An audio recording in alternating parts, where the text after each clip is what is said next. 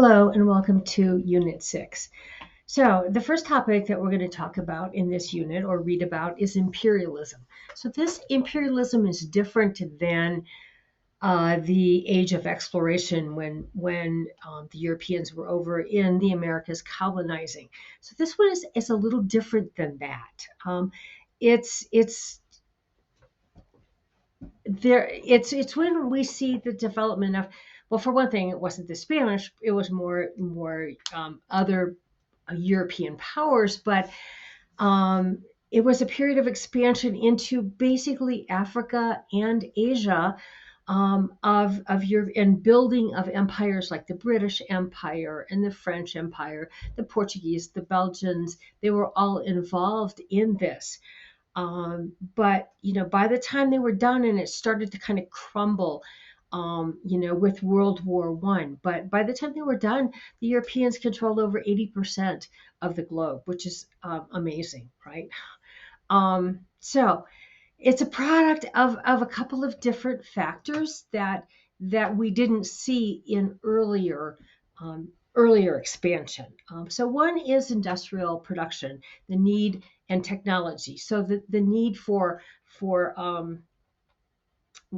resources for the industrialization, for the technologies that they were building, but also technology falls in because we had some advances in medicine, and therefore they could go into areas like sub-Saharan Africa, where before they couldn't because of the strains of malaria that were there. I mean, it was kind of a reverse of the other exploration where they brought diseases. They came into an area where they didn't have immunities. But also, we've been reading about and talking about the rise of nationalism, right? And so nationalism was a part of it, and this whole very much aware of the competition between all of the national powers, the great powers. And then finally, the idea of social Darwinism. So Darwin had published his ideas about evolution, and then people like Herbert Spencer started to write about social Darwinism, to apply those ideas to society, and saying that the advanced races, the white race, essentially, it was their duty to conquer and to help develop these races that weren't as developed as the other ones. So that was a lot of what was happening there. In the field of technology, I mentioned medicine already, but also advanced weaponry, communications, all that stuff that came with the Industrial Revolution. And that's part of what makes the Europeans think that they're superior, basically. And so, we also see, well, changes in medicine, changes in transportation, but we also see, I mentioned already Africa and Asia. I didn't mention Japan, but we do see Japan as an example of what they called gunboat diplomacy. And that was pretty much the Americans, and all the rest of the stuff that we're going to talk about are the Europeans. Okay. By this time, we're in the second phase of industrialism, and that really was dominated by the Americans and the Germans, and other countries as well. But England led the first one, and the second phase is a little bit different. So mining, plantations to get things like rubber and stuff like that were exceedingly important. Cotton continue to be important, but we see other things being important as well. Okay. As I said, the United States was not one of the imperial powers, but it did kind of make its entrance onto the global stage with the Spanish American War, in which the Americans gained Puerto Rico, Guam, Cuba, the Philippines. Okay, and then the Monroe Doctrine meant that they were, very active in Central America and even Latin America in general, right? But they did not participate in what we call the scramble for Africa. They went to the meeting, the conference, but they weren't, part of that scramble. The British were very much very active in all of this, and this was kind of the height of the British Empire. You've all heard the sun never sets on the British Empire. This was the period that they're talking about, and maybe a quarter of the surface of the globe. I think that's what your book said was indirectly or directly, controlled by the British. Um, and, so the important areas for the British in this period of time were India and parts of Africa, especially South Africa. Okay. And then China a little bit. So they controlled most of India. At first, it was the British East India Company, EIC, right? That controlled it until there was the Sepoy Mutiny or rebellion or revolt. Or anyway, and after that was put down, the British took a little bit more direct hands-on approach. But India was a profitable colony for them, and they got cotton and spices and opium, and then they traded that opium into China. Um, and the Chinese government got pretty upset with that, um, because they told the British not to do that, and they did it anyway.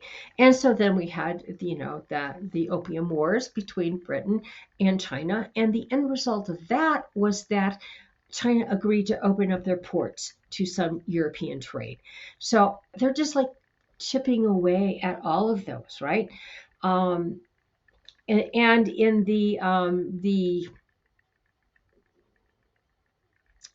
French were, this is when the French were active in like Vietnam, East, Cambodia, that part of Asia.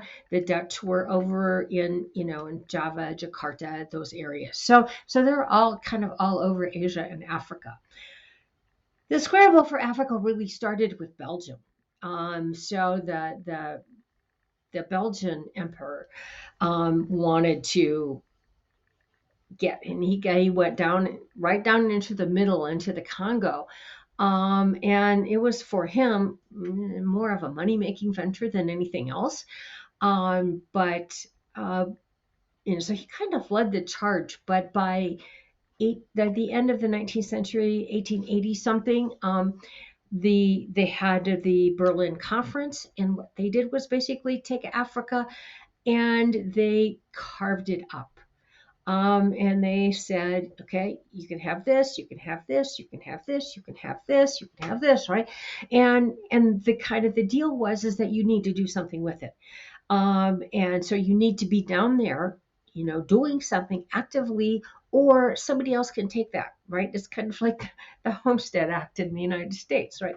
So that was the Berlin Conference, and that was organized by Otto von Bismarck, who you might remember. But anyway, so basically they were spheres of influence, and they were there to get resources, get labor, and so they basically carved up pretty much the entire continent. And you can look at the map, but you can see that it's pretty much all there. At that meeting, at the Conference of Berlin, the Americans were there, but there were no African nations at all there. And the attitude, and it goes back to that social Darwinism stuff, right? The attitude was that they didn't really matter, because we know best. And the Europeans were very ethnocentric and very much convinced of their superiority, right? And some of the actions that were taken were, I mean, because they didn't really care much about what happened to those people. They didn't give them a voice in the government. They didn't, later you'll read about how they did it in India, but in Africa they really didn't. And the way that they were treated was tantamount to genocide in many ways and in many places. And the Congo was one of the worst. He would send people out to get rubber, and then if they didn't get enough, then he would cut off a hand. Not he personally, but the people there, they would cut off these hands and whatever body parts and then send them to him. It was really pretty awful, right? Um, so basically, they plundered them. They just took what they wanted, and they really didn't give much back. In India, we see a little bit. Eventually, they get to the point where they make a mm, they make an effort to when the British government took over, then it became part of the British Empire. That's when Queen Victoria became the Empress, of India, and supposedly they were letting people then get more of a say, more participation in the government. The One of the other big empires of this period of time was the Ottoman Empire, and hopefully you remember reading about that. But by this is when they were starting to call it the sick man of Europe because it was suffering from both external and internal problems. So this is, if you took early Western Civ, it was, what took over the Byzantine Empire and then spread out. And it had already lost some of its. So the rulers were Islam. It was an Islamic empire, but they had some areas like Egypt that were Christian, and they had managed to get their independence already. And then they had the Balkan states, Serbia, um, you know, Bosnia, Herzegovina, all those places that were also Christian that were pretty much wanting to get independent as well. Okay, and those were Serbian countries. I know Serbia too, but so they had the support of Russia. So things are really, and Russia was probably their biggest threat because of that. So things are kind of chipping away at the Ottoman Empire. And of course, by the time of the First World War or after the war, they were over. They were done. It was falling apart. They also had some internal problems here with what we call the Young Turks. And they were led by Ataturk. And they wanted to create a Turkish state that was not Muslim, that was secular, and they wanted to modernize it basically. And so they had all these things happening, to the Ottoman Empire, trying to get it, to get various places get independence, etc. Okay, so and I mentioned Japan earlier, but there's a couple of examples where instead of getting overrun and plundered and taken advantage of like Africa and Asia did, there's a couple of examples where these countries kind of remade themselves, and Japan is one of them. So it was Japan was kind of forced to let the Western forces in. Matthew Perry, the American, went and forced them to open their ports. But Japan's response to that is they basically created a new government. They overthrew the shogunate, and the Meiji, I think that's how you say it, restoration. Anyway, so they created a new government, and they basically joined the world, by modernizing, and so westernizing, economically, etc. So and that then led them into because they started to be like a Western nation, and they started going into Korea and trying to build their empire, Korea and China and parts of China and stuff like that. And then they kind of bumped into the Russians, which then they had the Russo-Japanese War, in which Japan defeated Russia. That was in 1905, and so that was that was a big thing. That was a really big thing. Okay, so anyway, that's an overview of industrialization. And then I'm going to break this one up instead of having one long one. So I'm breaking it up into several. So anyway, that's all I have for that. I said industrialization. I meant imperialism. Sorry. Thanks.